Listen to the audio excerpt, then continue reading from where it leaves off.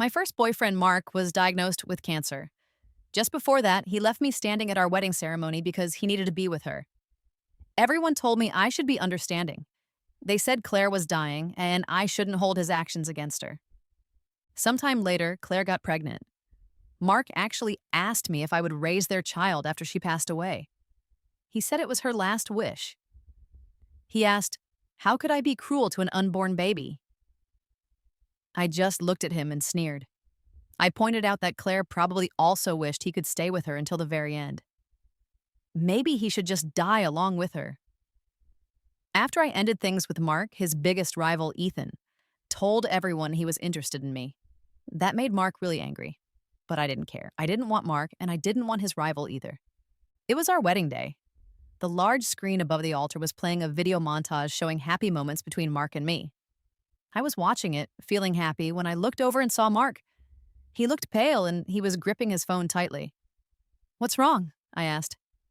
"Claire is dying," he told me. Then he turned around to walk away. "Mark," I said, reaching out and grabbing his hand without thinking. Just then, all the bright wedding lights turned on. The officiant's cheerful voice came over the speakers, and now, let's welcome our bride and groom. "She's dying," Mark said, looking down at my hand on his arm. "And you actually expect me to stay here for the wedding? Sarah, don't you have any compassion?" He pulled his hand away from mine and walked straight out. He didn't hesitate or seem to feel bad about it at all. He just left me there by myself, listening to the guests whispering and some even laughing. The wedding was obviously called off. I felt completely worn out.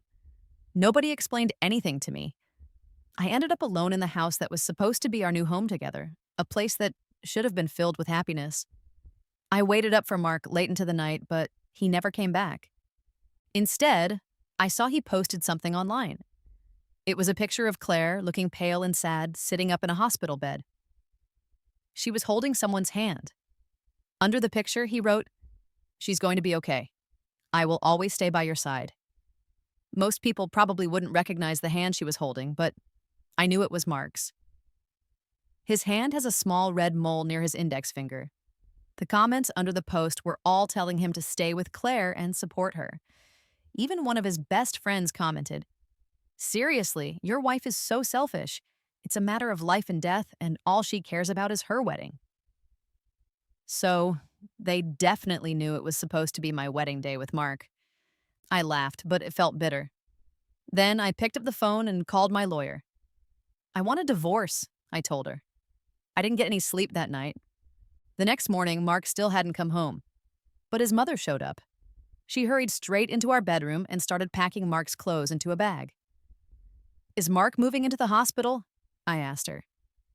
She looked a little uncomfortable when I asked.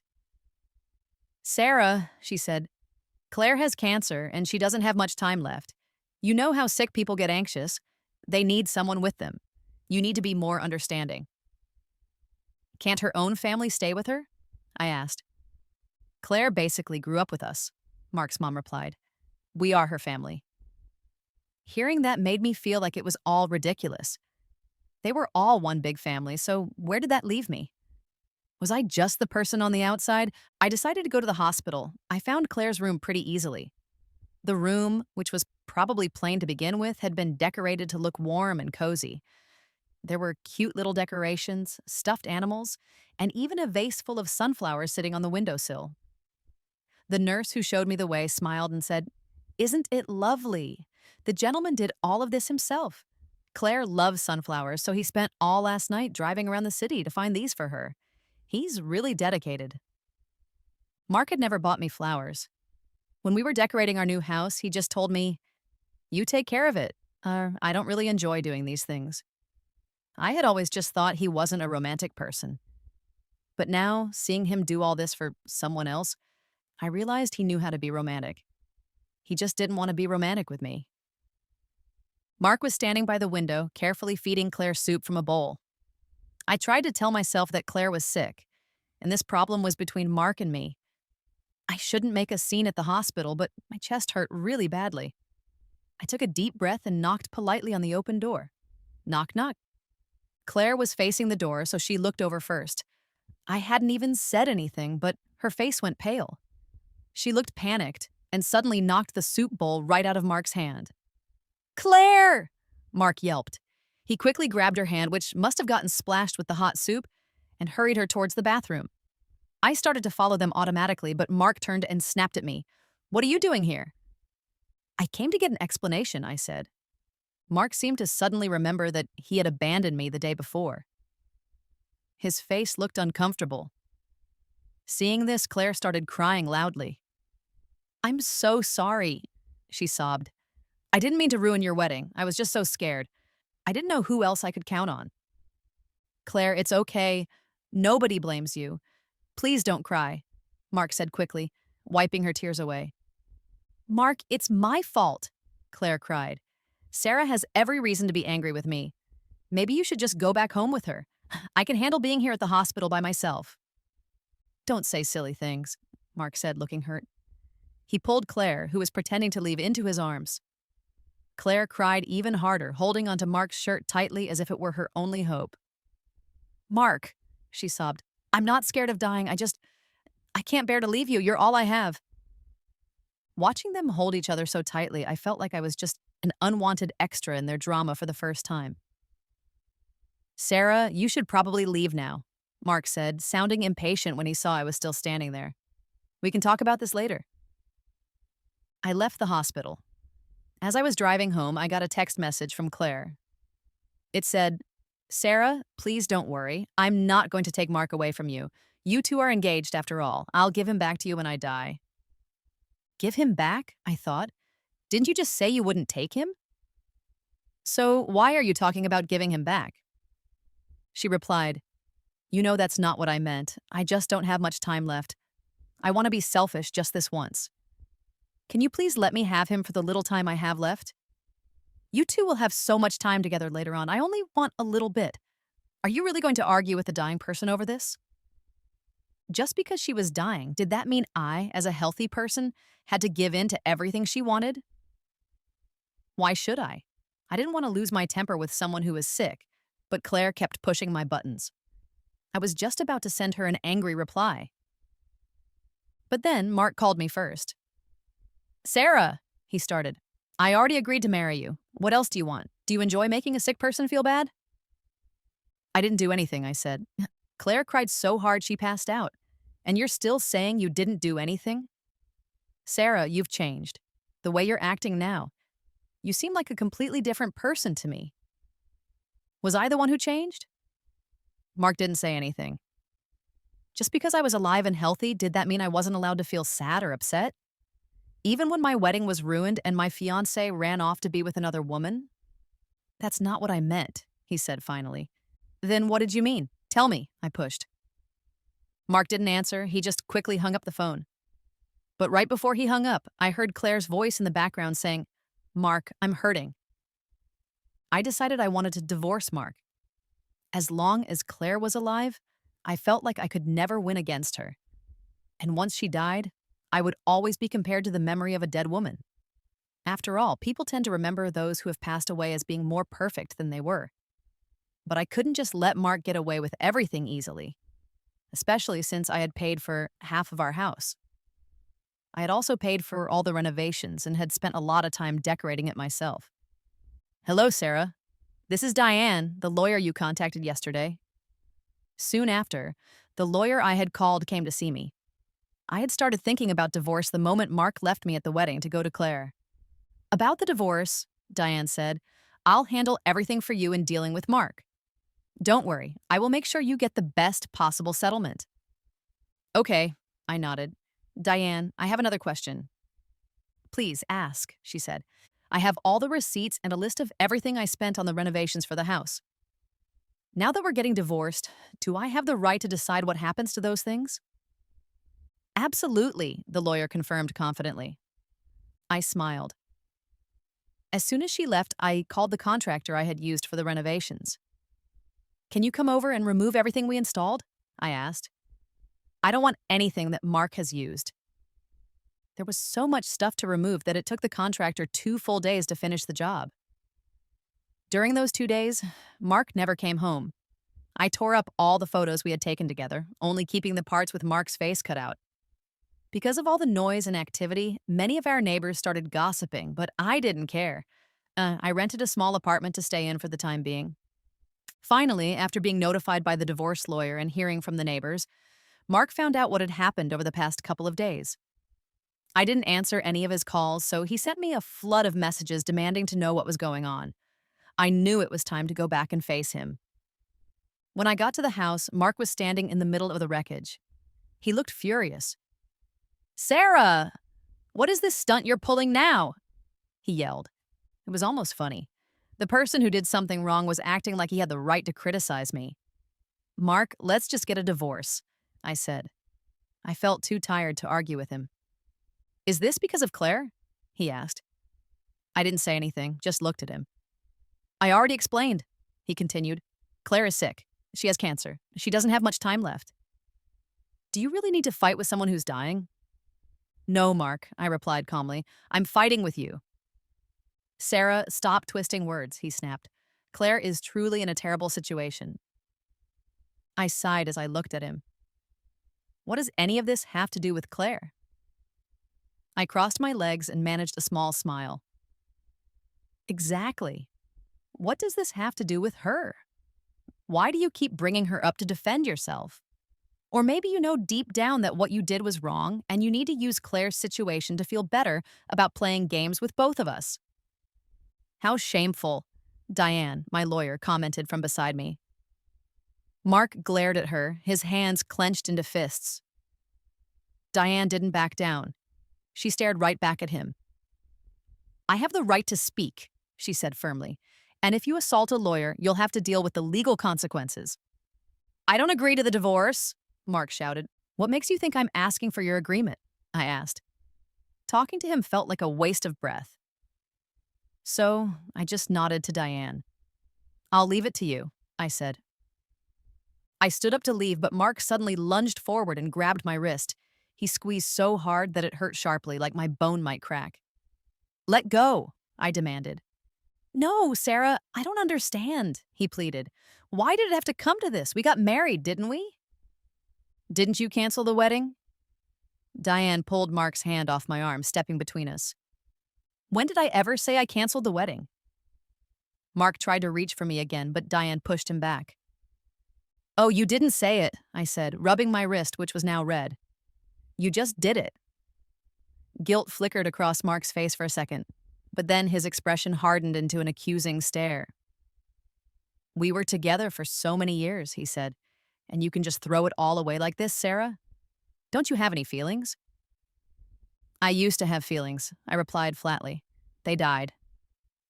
After I let Diane handle the divorce details, I went on a trip by myself. Originally, this trip was supposed to be my honeymoon with Mark, but once I started traveling alone, I realized it wasn't so bad without him.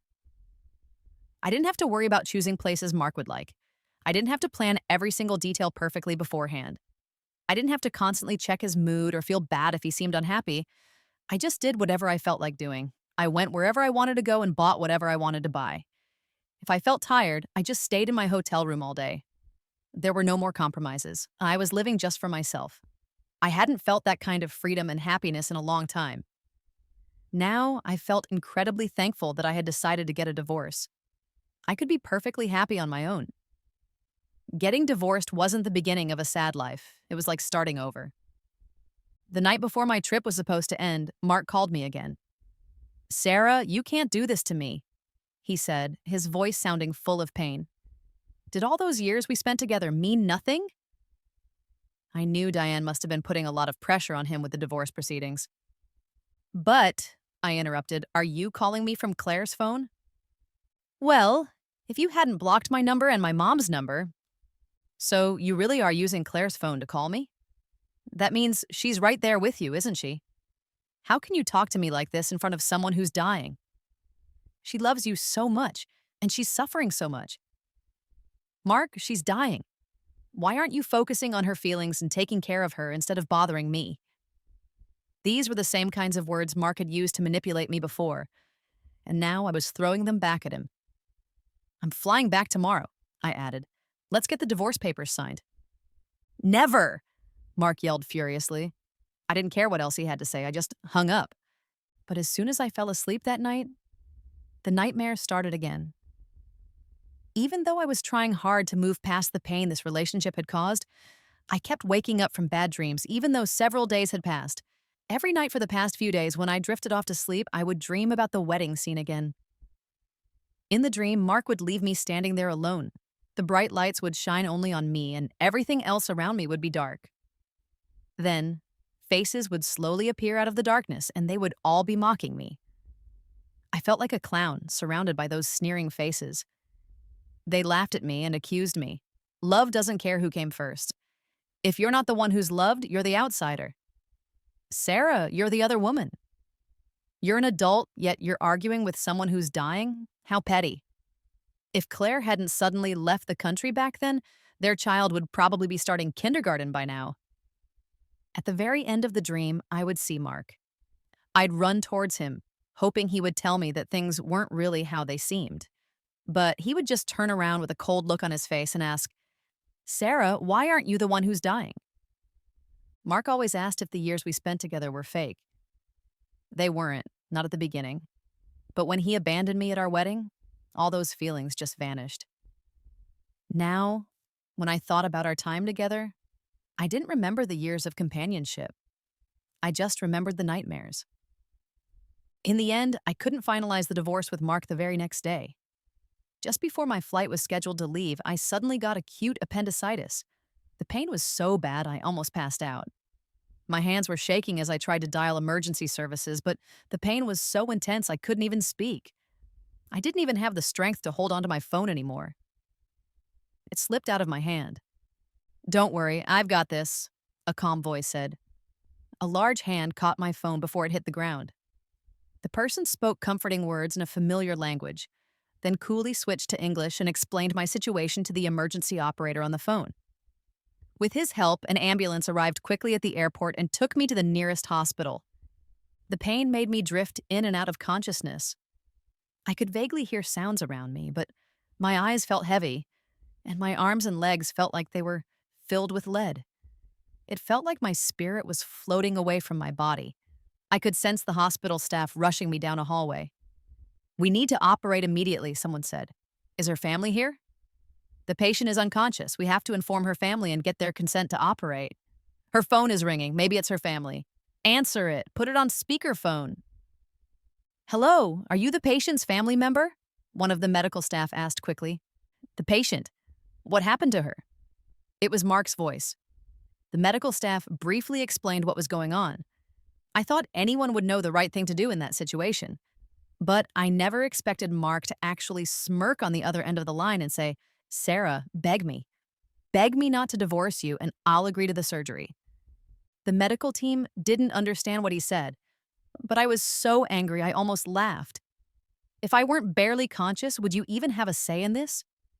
Can't you see properly? Can't you hear properly either? Do you not understand what unconscious means? Beg you? I'd rather beg for you to drop dead. I think the anger must have given me a surge of energy because I managed to force my eyes open. "I'll sign," I rasped, "and tell him to get lost." I struggled to sit up a little on the gurney, and using the last bit of strength I had, I signed my name on the surgical consent form. The pain made my signature look shaky and crooked. But even then, I automatically straightened my back, even though it made the pain worse. No one was going to control my life anymore. After the surgery, I was moved to a regular hospital room. Not long after I settled in, I heard a knock on the door. "Come in," I called out, thinking it was probably a doctor or nurse doing their rounds. I didn't pay much attention. But to my surprise, a tall man walked in carrying a bouquet of flowers. He looked vaguely familiar. "You might have the wrong room," I told him politely. But the man just chuckled. "No, I came here specifically to see you," he said. "You did?" I asked, confused. As he walked further into the room, he introduced himself gently. "I was the person who called the ambulance for you at the airport." I had been in so much pain at the time that I hadn't really noticed what the person who helped me looked like. His reminder made me think back, and I realized he must have been the man from the airport. I did remember his voice. "Oh, it was you," I said. I didn't get a chance to thank you properly. Thank you so much. It was no problem, he replied with a polite nod. He placed the large bouquet of flowers on the table next to my bed. It was a big bunch of bright, cheerful sunflowers. Thank you, I said again. Sunflowers represent a new beginning, he said. Congratulations on escaping a difficult situation, Sarah. Escaping a difficult situation wasn't something a stranger would normally say to a patient they just met, unless. Do you know me? I asked. The man hesitated for a moment, then laughed slightly, seeming a bit self-conscious. Sarah, he said. We've been rivals for such a long time, you should at least recognize my face. Let me introduce myself again. My name is Ethan. It's you, I said, recognizing the name immediately. Ethan was Mark's biggest rival. The first time I ever heard the name Ethan was back in college, when Mark used to complain to me about him. Mark had been the top student in our class, but it seemed like all the best opportunities went to Ethan, who wasn't even ranked in the top 10. Later, both of them started working at the same large design firm. Even there, Mark felt the senior designers preferred Ethan. Eventually, the Design Institute decided to create a separate architectural design firm. Mark clearly had the stronger resume, but the Institute chose Ethan to lead the new firm instead. Mark was incredibly upset about it and called it unfair treatment at work. That was actually why he sought me out, and we started our own studio, Boundless, together. Of course, this was all according to Mark's side of the story. Because of this, I had thought highly of Mark, believing he had courage and ambition. Since the work our studio did was very similar to the business of the company Ethan led, Mark always saw Ethan as his main competitor. To try and beat Ethan, Mark constantly pushed me to give 110% effort on every single project proposal. Because of this intense pressure, I often only got 2 or 3 hours of sleep each night. When our studio was short-staffed, I would have to go out and do site inspections all by myself. One time, while doing a survey out in a remote area, I accidentally fell into a river. It was winter, and the water was freezing cold. I almost drowned. I managed to crawl back onto the riverbank using my very last bit of energy. Shivering uncontrollably, I made my way back to my car and called Mark, hoping he would come and pick me up. That was the first time I had ever felt truly helpless and scared since starting the studio. But he just said over the phone, Sarah, this project is at a really important stage right now. I can't leave. You need to be strong, okay? After that incident, even when I got sick and ended up in the hospital, I never showed any weakness in front of Mark again. Thinking about it now, if I could be strong enough on my own, why did I even need him in the first place? I suppose I met Mark when I was feeling my most vulnerable. My parents had been killed in a car accident on the highway when they were driving from our hometown to visit me for my birthday. Both of them died instantly. I never even got to say goodbye. I forced myself to push down my grief and handle all the necessary arrangements. I kept myself busy with work and studies so that I wouldn't have time to think about being all alone in the world. About half a year went by and I thought my heart had started to heal. But one day, I walked past a bakery and saw a cake in the window that looked exactly like the kind my parents used to buy for me every year. I completely broke down. I sat right there on the sidewalk and cried like a child who had been deeply hurt. My parents had always been there to comfort me before, but now there was no one to wipe away my tears. And that was when Mark appeared. He knelt down in front of me and patiently handed me tissues. After I'd cried everything out, he softly said, "It's okay. Everything is going to be all right." We happened to run into each other a few more times after that day. He was always kind and patient with me. At least for the first couple of years, we shared many genuinely happy memories. It wasn't until we became business partners and started the studio together that things began to change. "Hello, Ethan," I said politely, extending my hand towards him. "It's nice to meet you. Thank you again for helping me." Ethan smiled warmly. "Sarah, it's actually quite difficult to get a chance to meet you," he replied. Mark usually handled the project bidding presentations himself. I was often exhausted from working on the proposals, so as soon as they were finished, I would trade off with other team members to get some rest. Because of this, I rarely met colleagues from competing firms in person. "Ethan," I said, looking at him curiously, "you didn't just come here today to bring me flowers, did you?" Ethan didn't answer right away. He walked closer to me, leaned slightly against the side of my hospital bed, and looked directly into my eyes. "Sarah," he said, his voice tempting, "do you want to give us a try?" "Leaving Mark for you mean?" I asked bluntly. "Does your ego need that kind of validation?" "How do you know I'm not being genuine?" he countered. "Just because you might be sincere doesn't mean I have to accept," I replied. "Don't you want to get back at Mark?" he asked. "I do," I admitted, "but I have plenty of ways to do that. Using another man to make him jealous isn't one of them. I'm stubborn that way. I prefer to handle my own battles." Ethan seemed surprised by my answer. After a moment of silence, he sighed. "I underestimated you," he said. He turned to leave, but this time I stopped him.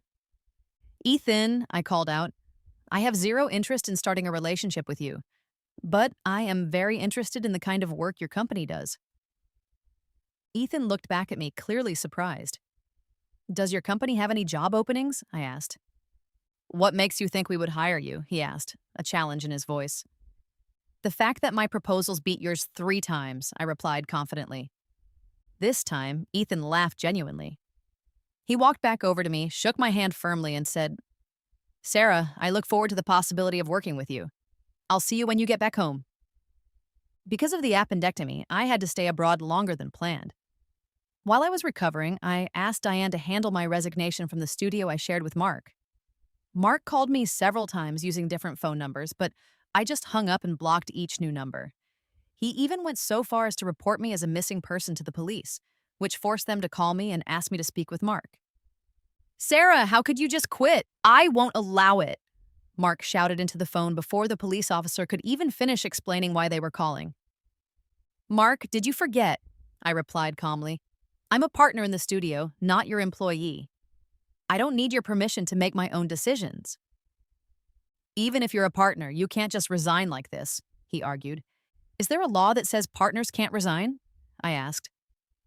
Mark was silent for a moment, then stammered, "The studio's policy requires 1 month's notice for resignation." "Company policies don't have legal authority over my rights as a partner," I pointed out. "Are you really leaving? Why? Haven't I treated you well? Didn't I let you manage all the major projects?" I couldn't help but laugh when I heard him say that. It's amazing how shameless some people can be. "You don't know why I'm leaving?" I asked incredulously. "You left me at our wedding to be with someone else. How do I know you won't just run off with the entire company someday and leave me with nothing?" I cut him off before he could respond. "And as for the major projects, it wasn't that you let me handle them. It was because only I could handle them successfully. You were too afraid of losing. You pushed all the responsibility and pressure onto me. If a project succeeded, you took credit for your leadership. If it failed, you blamed my lack of ability. But Mark, tell me honestly, am I the one who lacks ability? Don't overestimate yourself. Treating me well? Please, give me a break." "You," he sputtered. "You're asking why I have to leave?" I continued.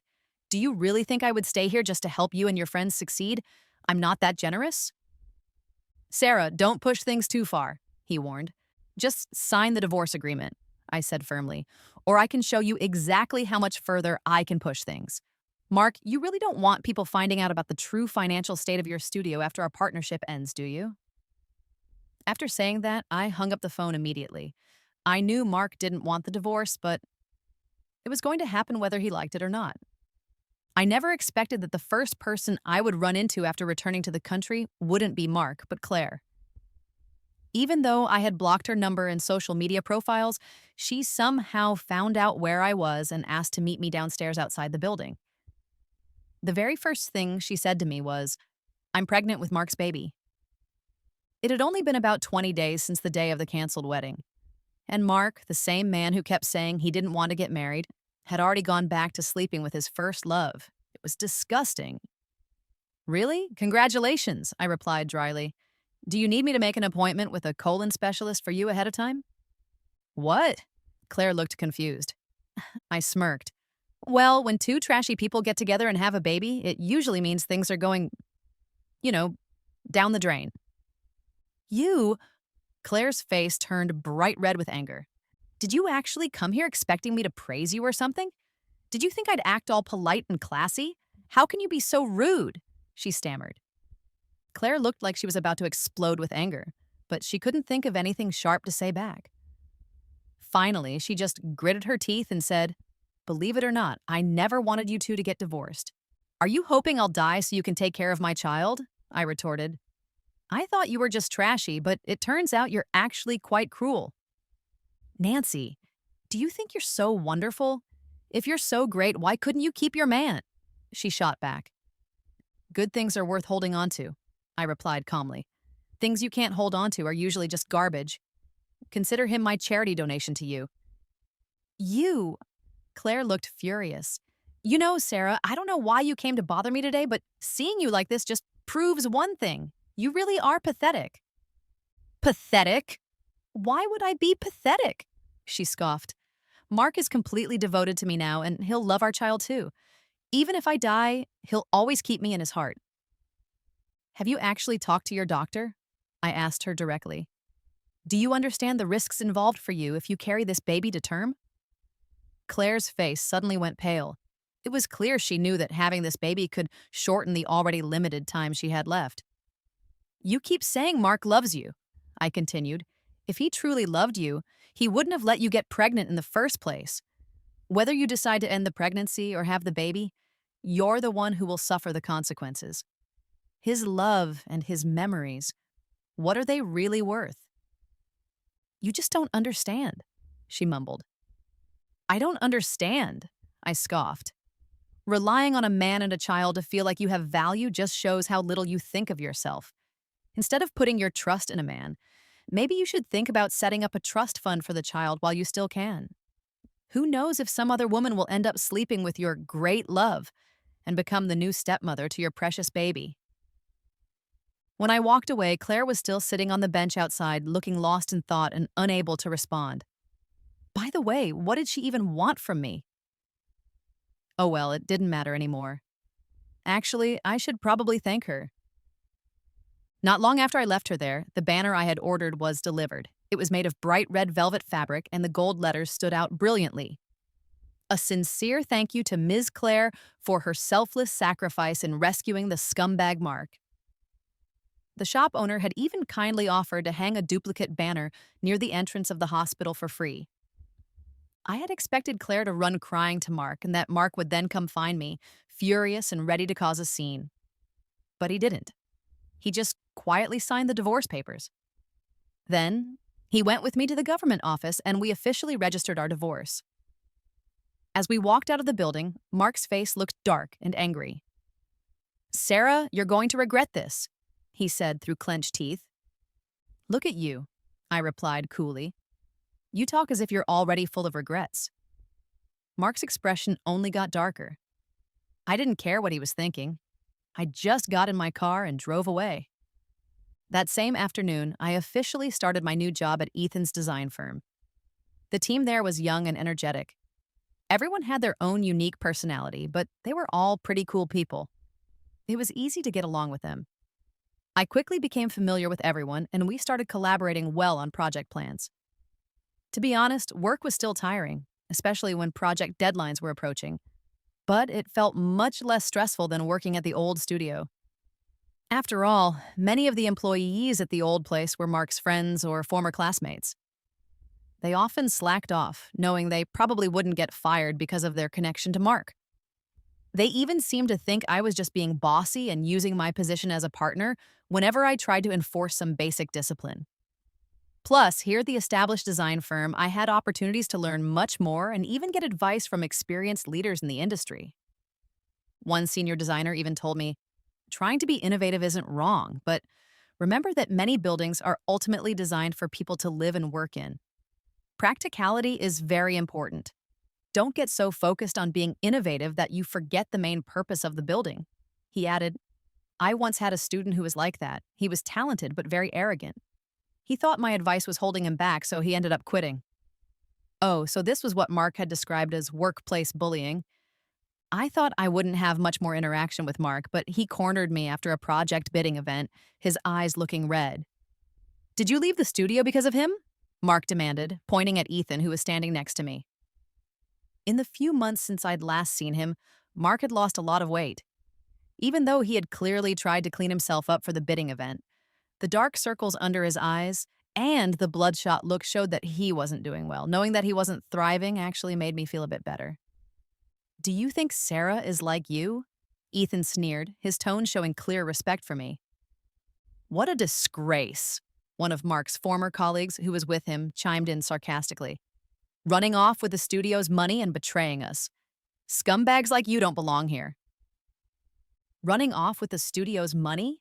I repeated, looking at Mark with a half smile. Oh, is that the story you're telling people now? Let's talk about this outside, Mark said, his face stiffening. He clearly wanted to avoid embarrassment in front of others, but why should I help him save face? Is there something wrong with me taking the assets that rightfully belong to me? I asked calmly. After all, when we started that studio, I not only invested 80% of the initial capital, but I also contributed all my technical expertise. 80%? No way! My former colleague looked at Mark in disbelief, clearly expecting him to deny it. But what could Mark possibly say? But you can't just join their company. Seeing that Mark couldn't give him the answer he wanted, my ex-colleague turned his anger towards me, rolling his eyes furiously. What's the matter? I asked him directly. Now that I'm not around to carry the workload, you're finally realizing how little you actually contribute and you're starting to panic? Why would I panic? You really think you're that important, don't you? My ex-colleague practically stomped his foot in frustration. Oh, our Sarah is very capable. Ethan mimicked his sarcastic tone. She can win project bids with her proposals no matter where she works. Not only does she think she's important, but we all take her very seriously too. I looked calmly at my ex-colleague and said seriously, exactly. Why would you panic? There will be many more times in the future when you fail to win a bid. You'll just have to get used to it. Ethan doubled over, laughing. In the end, Mark and his former colleague left the event looking defeated and embarrassed. The next piece of news I heard about Mark came about a week after Claire passed away. Ethan, who always seemed to know the latest gossip, was filling me in at the office. What was Claire thinking? He said, shaking his head. She apparently bled severely during childbirth and didn't even get a chance to see the baby before she died. And the baby, being born so prematurely, is very weak and needs constant attention. At first, Mark's mother was helping take care of the infant, but later she got tired of it and started complaining all the time. She apparently argues frequently with Mark and keeps demanding that he hire a professional nanny. But what they didn't anticipate was that after Mark finally hired a nanny, his mother started expecting the nanny to wait on her too. It's actually hilarious. You should have heard the nanny yelling at her. Why are you so interested in what happens to him? I asked, a little surprised by Ethan's detailed report. That guy spread all sorts of nasty rumors about me back when we were in college. Ethan sneered dismissively. Who cares about his grades? I'm just better at what we do than he is. Little did I know that this gossip would soon involve me directly. Mark actually showed up at the design firm's entrance, bringing his mother and the newborn baby with him, effectively blocking my way. Sarah, Mark began, I know I was wrong. Now that Claire is gone, can we please start over? His mother quickly added, Yes, Sarah. Married couples shouldn't hold on to past arguments. Since Mark has already admitted he made a mistake, you should come back home with us. I looked at the two of them and then at the crying infant, and I immediately understood their motive. Listen, I said sharply, this is a professional design firm. It's not a place where you can just show up and expect to find a free, full-time nanny.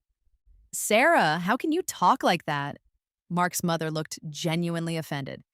After all, I had never spoken to her so disrespectfully before. You speak differently to different kinds of people, I replied coolly. With decent people, you speak decently.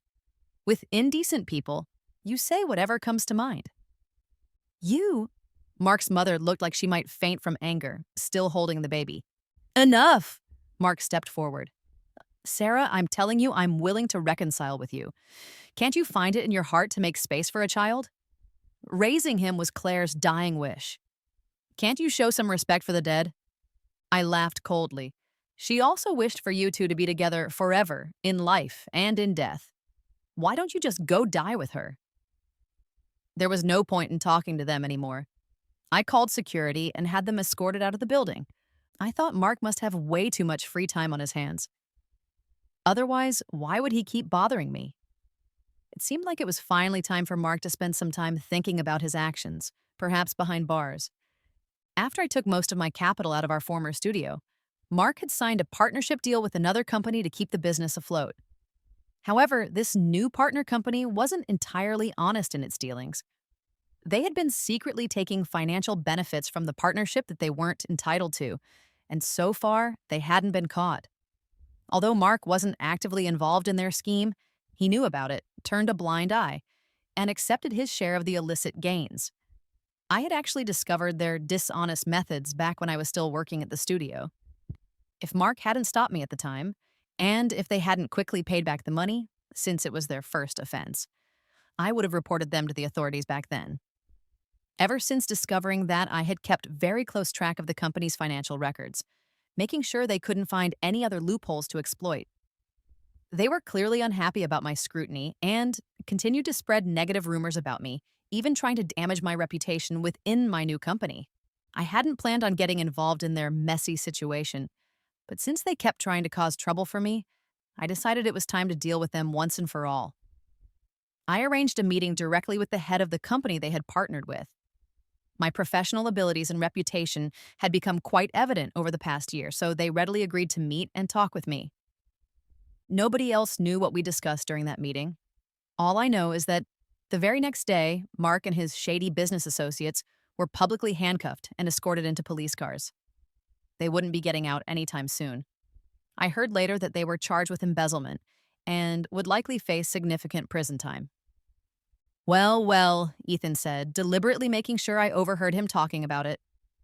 Oh, I replied, showing little reaction. Sarah, Ethan pressed, don't you have anything you want to say about this? Say what? I asked. Mark is finally in prison, Ethan continued. Everyone recognizes how capable you are now. No one can possibly say anymore that you only got involved with me to get revenge on that jerk. So, can't you consider giving me a chance now? Hearing him say that made me laugh. I'm aiming for much greater things, Ethan, I replied with a smile. Can you keep up? By the time Mark was eventually released from prison, I had already become the new head of the design firm. I heard that during the year he spent in jail, his mother had spent a huge amount of money trying to bribe officials to get him released early, but she ended up getting scammed out of most of it. She even had to sell their house in the end. Taking care of the young child completely wore her out, and she looked significantly older. When Mark finally got out, his mother thought their troubles were over and they could finally start enjoying life again. But Mark, now with a criminal record, couldn't find any reputable company willing to hire him. He could only find low-paying menial jobs. He even came to my office one day begging me for work. The man who was once so proud and arrogant now knelt at my feet like a dog, pleading for a job. Just like he had walked away from me at our wedding without a second thought, I simply pushed aside his begging hands and walked away without looking back. You're not worthy, I told him plainly. Having no money and still needing to raise a child put an immense strain on both Mark and his mother. The pressure of their difficult life turned them against each other. They started arguing constantly, cursing at each other every day, and sometimes their fights even turned physical. Who knows how the child would turn out growing up in such a negative and toxic environment? I sometimes wondered if Claire would regret her choices if she knew how things ended up. But none of that really mattered to me anymore. What mattered was that I was going to live my own life to the fullest.